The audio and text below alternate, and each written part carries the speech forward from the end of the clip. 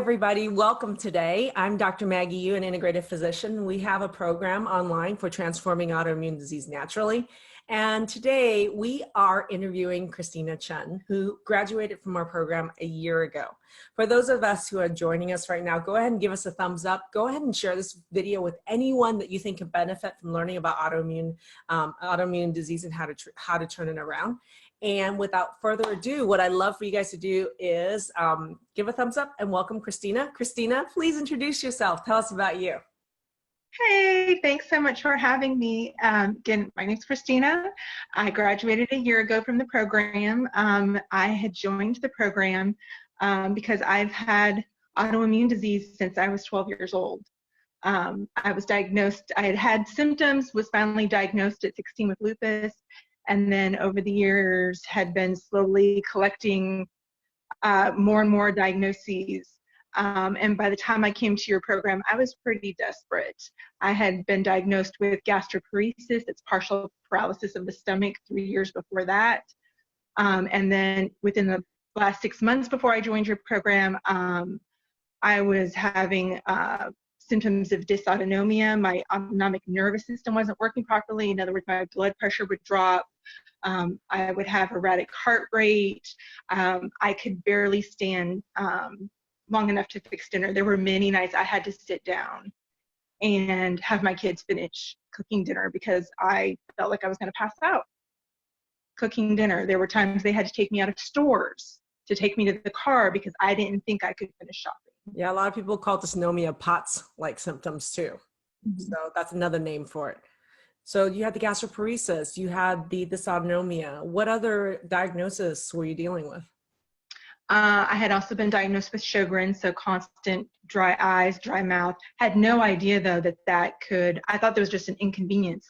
I didn't realize the systemic effects that could have, and that they believed was probably what had led to the gastroparesis, because it affects any mucus producing membrane of your body. Yes.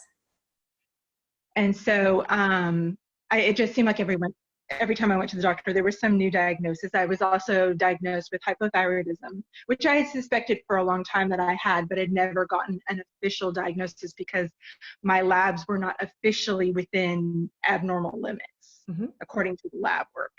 And on top of all this, lupus. Right. So this is 1, 2, 3, 4, 5 diagnoses that you came in the program with, and each of these diagnoses had a multitude of symptoms, so tons of symptoms. And you had told me that these symptoms started at the age of 12. So these symptoms have been going on for 30 plus years. Right. Okay. Right. So I interviewed you right after you were done with our program. Anybody who hasn't seen it, please, you could just search her name on the page, Christina, or you could search it in the group. You could see what results she had by the end of the program, which was about 2 months. This is a 1-year follow-up.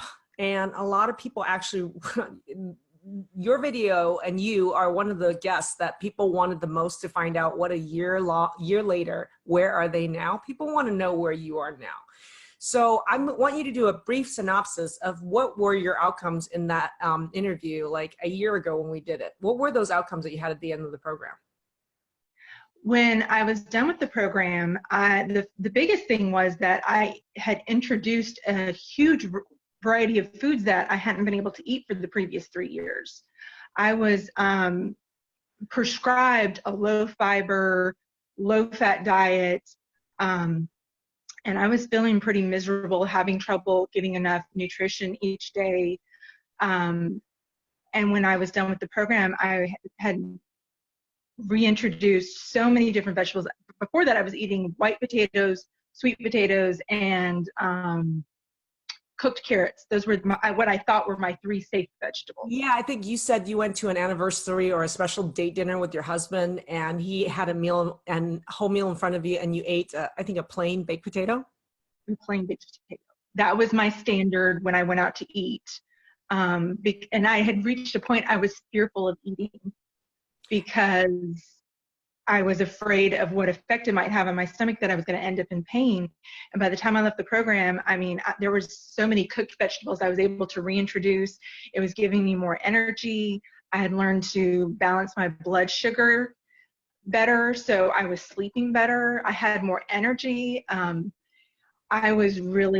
just left the program with feeling so much better than I even expected. I was just really wanting some guidance on some more nutrient dense food that I could get into my diet. And I just wanted to be able to eat with my family. And that happened and more. What I noticed during the program, Christina, was how much your kids got involved. Like, you didn't just do this yourself, like your kids got seriously involved. This was a family affair. Right. They would constantly remind me of things that you had said. They'd say, well, what was Dr. Maggie talking about with this? And we would have these really in-depth conversations about why I was going through this health journey, that I wanted to also get this information from the program so I could help them prevent possibly developing autoimmune disease later, because I came to realize that they were at greater risk because of my health history. So people don't realize, but there's a huge genetic component to autoimmune disease. And what I've seen clinically is that if one parent has autoimmune disease, the likelihood that a daughter has autoimmune symptoms or autoimmune diagnosis later in life is close to like 80%. And then the likelihood that a boy child is going to, in my experience, has been about 50%.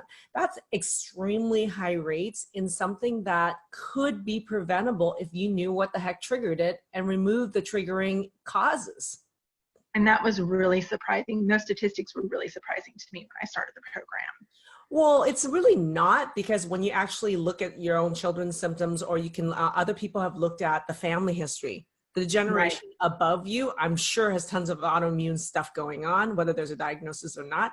And in children, there's a lot of symptoms, and it may not be yours, but pretty much everybody, you know, I would say 80–90% of people that are in our program, you know this, you were in the program, the children are dealing with symptoms of sometimes behavioral stuff, depression, anxiety, brain fog, ADD, ADHD, irritable bowel syndrome, eczema, allergies, and you know, and autism spectrum disorder is much higher in people with autoimmunity. Vaccine reactions are much higher. There's just all these issues that we've seen in the program with kids of people in the program over and over again. Right, right. So you mentioned that you came into the program, you know, a year ago thinking you were going to get some nutritional advice and that there was a lot of unexpected. So something that I saw that was unexpected was how engaged and educated your children became. And I want to ask you now, you're a year from now, this is a year later. People want to know, first of all, what unexpected outcomes have you continued to get or improve upon, or additional outcomes that you didn't have even a year ago that were unexpected surprises?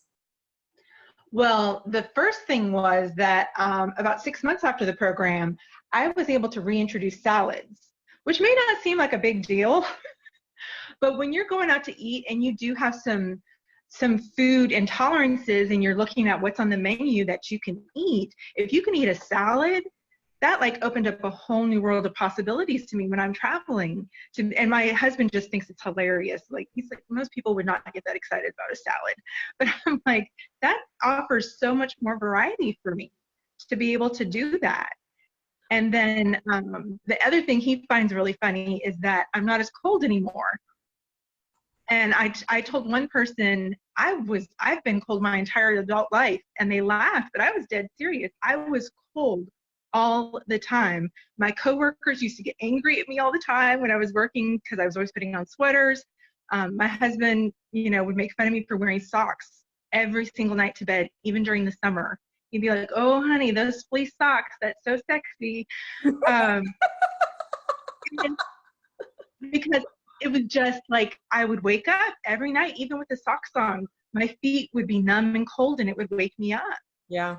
And I had just kind of taken it for granted that that was just something I was going to have to live with always, that I was always going to be cold, that I was always going to have to carry a sweater with me into grocery stores, even during the summer, because I just felt like I was dying, because they call it cold intolerance. It really was intolerable to me. But the realization that last summer, like, oh, wait a minute, I forgot a sweater. Oh, but I'm not cold. And that I was kicking my socks off during the night, and my feet still felt warm and toasty. And that has just been, I did not realize how much that was affecting my quality of life. until it wasn't a problem anymore. A lot of people looking outside look at cold intolerance, just think, oh, it's just cold intolerance. But when you actually tell the stories about how much of an impact it has upon you, even with coworkers, really, you know, in bed, wearing your sexy socks to bed every night and being frozen. I mean, it is pain and suffering to wake up with cold, numb feet at night that interrupts your sleep every single night. Right. That's like And gnawing pain. Yeah. And I didn't even appreciate how much it was affecting me because I had all these other issues going on. But it really has been amazing to be able. Christina, a lot of people don't believe that you can do a 2-month program and a year later have better and better and better outcomes, that is sustainable. Wow. Well, that's not their experience in the traditional world of dealing with the autoimmune disease with medications and procedures and regular doctor visits. That's not in the realm of possibility for you to actually turn it around in 2 months and continue to get more and more outcomes. So one question people have is, what is so different about this program and your experience that's made this sustainable and you keep building on the improvements and wins on top of it? Well, I think it's all the pieces of the program, putting them together. There were the blood sugar balance. I had heard about that before. I had suspected I had a thyroid problem, but in your program, bringing it all together, all of those pieces together at the same time, and having the support of the community to be able to get a better understanding of how to integrate that and make it really work in my personal life. And then after the program, we still have the support groups. We're not just left high and dry. We still have that support group, and we still have access to all the materials. And when you keep adding to the program, and we're getting to see all those materials. Yes. So, I love that. This is a continual learning process, not just for your kids, for you and for graduates of our program. Right. If I forget something, and that's not to say that we don't have setbacks. There have been a couple of times when I've traveled and I've been exposed to one of my food intolerances, and it kind of set me back. I had some stomach symptoms, but I go back to the basics. I go back to my notes from the program. I go back to the online modules. I go back to part of the mindset training, just, reminding myself not to get into that woe is me mindset. And we've been there for decades. Some of us have been there for decades. And just to remind myself, that you turn things around once, you can do it again. Just go back to the basics. Absolutely. And we see that because in the alumni group, some people share their wins, but also sometimes their setbacks. And the answer alumni often give is, hey, have you gone back to actually review that module? Guess what? They actually added this module. Guess what? They actually redid this. Have you actually gone back and revisited that module? That happens all the time. I feel like it's like a community of people that got your back that is also reminding you to how to actually go back and actually do the things that actually worked for you in the first place, and all the additional pieces that have been added. Right. We still have access to all that material, and it's been amazing. As you've improved the program, we weren't left saying, hey, how come I didn't get that when I was in the program? Because we can still go back and access that material, and we can benefit from it as well. Yeah, I love adding new modules, and every time I add a new module, I let you guys in the alumni know, hey, I just added this to the program, go watch it. I love it. Well, we're in the section that I call soul to soul. And because so much of what we do has to do with changing our thinking, and so much of this has to do with our emotional, spiritual health growth. And to me, you can't have physical changes in your body sustain or continue if you don't have mental, emotional growth as well. That's continuing to grow and change. So I want to ask you a question. When you joined this program, prior to that, what was your greatest fear? The doctors had been telling me all along, well, you've been living with autoimmune disease for over 30 years now. The effects are just going to start to, become more obvious. And really that was my greatest fear, was I was going to be bedbound, that I was going to be bedridden and I wasn't going to be able to take care of my kids. So how are you as far as being bedbound now compared to where you were just a year ago? Physical activity. Well, now I'll admit I still take a nap every day, but that's part of my self-care for myself. I allow myself to take a nap every day, but 20, 30 minutes and I feel refreshed, where before I would have been really groggy from that.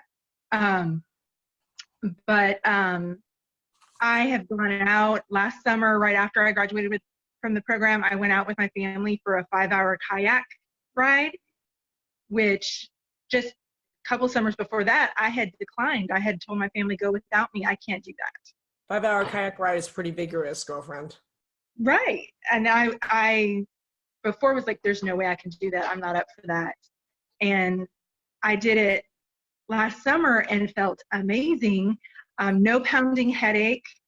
And it was so much fun to go out and do that with my family. I took my kids picking strawberries, one of our favorite activities that I had really struggled with in the last few years. And we picked strawberries. You know, we go out, there's a local river walk, and it's like almost 5 miles. And we go out, all of us as a family, and we take the dog and we go out on the river walk. And I couldn't have done that before. Wow. I couldn't have done that at all. And so the program has given me hope. I know that I don't have to, you know, accept disability or, you know, medications as my only options. That I have other options, that there are other things that I can do that are within my control. I'm not helpless. I have control and I can take action. You're not helpless. Right. But so many people with autoimmunity think they are. Right. I mean, that's a big shift. I remember people coming to me saying, hey, have you heard about this cure? Have you heard about this treatment? And I just thought, do you not understand? This is not curable. This is, you know, I remember like just almost feeling angry about it. Like, you don't understand. And so I had to have that mind shift that there are things within my control that I can do. So here's another question. What's a piece of wisdom or advice you have for other people that deal with all these diagnoses and symptoms like you did? If there's one piece of wisdom or advice you can give them, what would that be? The first thing I would tell them is to go watch all your videos. I would tell them to go watch all your videos, because that's what helped me make that mind shift to decide that I wanted to do your program. When I watched your videos and heard all these other stories, I thought, wow, this is different. She understands. This is not something I've heard before. Yeah, I think that's the interesting thing is sometimes I'll talk to somebody and they say, oh, what you're saying is no different than what everybody else is saying. I don't get it, because I don't see real people with these kind of results anywhere on the planet dealing with autoimmune disease. I don't. No. I would do like one thing that somebody recommended and get a little bit of relief. And I might, you know, it might last for a little while, but it wasn't until I went through your program and put all the pieces together that it really had a profound effect. I seriously feel the best I have ever felt in my entire life. Seriously. Like, even on my worst days, I think, and really my worst days now were far better than before, but even if I'm having a bad day or I'm having a setback, I just remind myself, like, this is still, you're so much better off than you were before. Yeah. And I can't believe that I used to live like that on a daily basis. That's how 99% of people with autoimmune disease live, because they don't believe that there is hope. They don't believe that there are tools that can be put together, and they don't believe what you've experienced in the last year is even possible. They may not even believe what you're saying right now is the truth. Right? It's hard to believe. Like you even said, you used to get angry. Right. If somebody told you that there was a possibility, that there was hope, you almost was like, don't feed me false hope, people. Right. Right. I mean, I remember people saying, oh, have you tried this diet? Have you tried that diet? And I'm like, please, I'm not cutting out whole food groups. Like, that's ridiculous. But then I saw it in the program in black and white on my own lab results, which foods were problems for me. And I thought, okay. I don't need to eliminate whole food groups. I just have data to show me exactly which ones to avoid and which all the other 90s that I could put back in. Exactly. Yes. And it was, so that was the other key, is that you have data. You use data in your program. And that was like, okay, here's proof right here. I can see this. And I can use information. So this leads me to the last question, which is, in this last year, you've had a chance to, you finished the program, you've processed, you've been looking at some of these continual results, some occasional setbacks. So what's the greatest insight in the last year that you've learned about yourself? What do you think is the greatest insight you have about yourself this past year? I think that from the food aspect, that I thought I could never go without some of the foods that I found out were on my intolerance testing, foods that I thought I couldn't live without, and that I was just going to be so, life was just not going to be the same if I couldn't have those foods. And I have found out that I feel so much better without them, with those particular foods that I found out were my intolerances, that I don't miss them. I have found ways to enjoy food and be able to, it's not something that makes me sad anymore if I see somebody else eating something I can't have. Well, I think a good point is, when you used to be able to eat 6 to 10 foods, everything was about deprivation and paying a penance. And even while paying all that penance, you weren't getting the results. But now, yes, you do have a list. It's not huge, of foods that you have a food intolerance with, but you have a ginormous 10 times bigger list of foods you can eat to bring you joy and satisfaction and fun. Yes, absolutely. I'm eating a far bigger variety of foods now than I was a year ago, or 14 months ago, before I started the program. Yeah. People ask me, do you miss gluten? And I honestly don't, because for me personally, I don't ever want to go back to how I felt when I was eating gluten. Nothing is worth that price for me. Nothing. Right. That was horrible. I had an accidental exposure back in October, and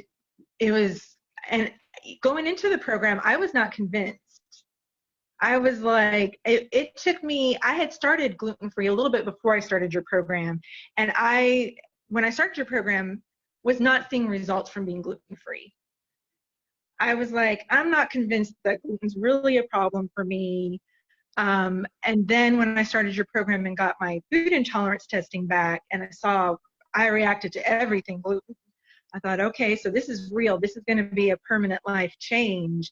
But I started to finally notice, like, oh, guess what? My seasonal allergies aren't as bad. I can sleep with my mouth closed, which seems silly, but I don't wake up with a sore throat, because I used to always be breathing through my mouth, and I would have a sore throat every morning. That's a big gluten thing, yeah. I can breathe. So I had this accidental exposure, and immediately my throat started burning. And then I had joint pain for 3 days after that. And I had an upset stomach for 3 weeks after that. And think about that. You had lived 30 plus years with all these symptoms, thinking they're random acts of health violence without a cause and effect. And now you know exactly what's causing it, and you have a choice to make about it. Right. And I thought, this is not worth ever eating gluten again for me, because now I see it's obvious that it causes a reaction in me. Yeah, this is why I love the data, and I love the education that we have. And I love the fact that you're getting data from your body that reinforces what we've taught you. Right. This is the way you get permanent change, is actually cause and effect training like this. And it's personalized. Yes. personalized for me. Personalized medicine is extremely important, especially when you're dealing with something as hugely wide varied attack as autoimmunity. The concepts and the patterns are underlying causes can be very similar, but how they apply to each person is really different. And that's why for me, we put so much effort into personalize this for each person. Even as a group program, the training and everything that we do is very personalized. Yes. And that was another aspect that really drew me to it. It wasn't just, here's the program, everybody does it this way. No, it depends on your particular data. And response. Yes. Exactly. Well, thank you, Christina. This has been huge. Your number one piece of wisdom and advice is for people to watch some of our videos. And what I'm going to invite for all of you who are watching, and if you want to learn more about us, go to drmaggieyu.com, and we have a free training that you can watch. The other thing that you can do is join our Facebook group, which is Transform Autoimmune Disease Naturally. Christina's in it. All our alumni is in it. We're in it. There's 15,000 plus people in it.